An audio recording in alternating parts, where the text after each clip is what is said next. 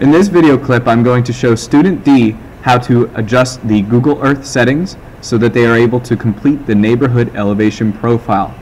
Remember that the elevation profile is a worksheet that you will be completing by hand and will later then be imported into an actual form, a Google form.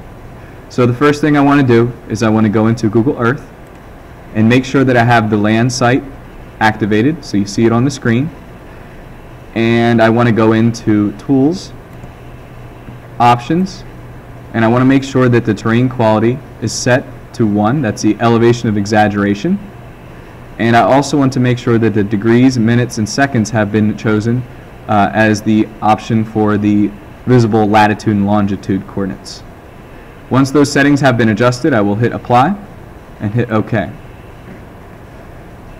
In order for us to complete the first two questions, I'm going to need to look at the latitude and longitude as well as the distance traveled on Google Earth.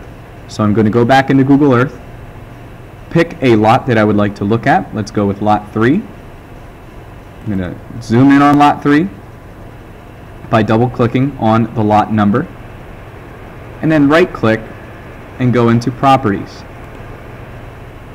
From here, I will then be able to see a brief description of the lot, meaning what tech teams are working, science teams, math teams.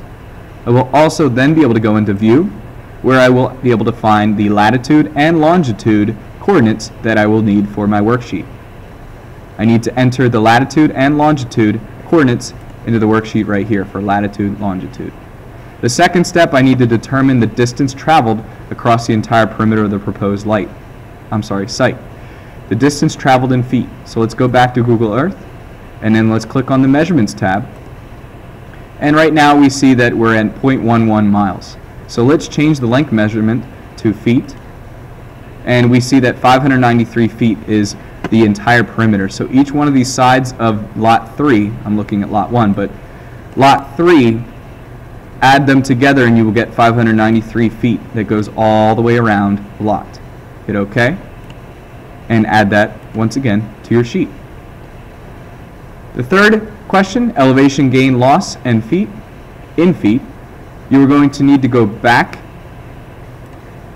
to the Google Earth, and you're then going to have to activate the elevation profile.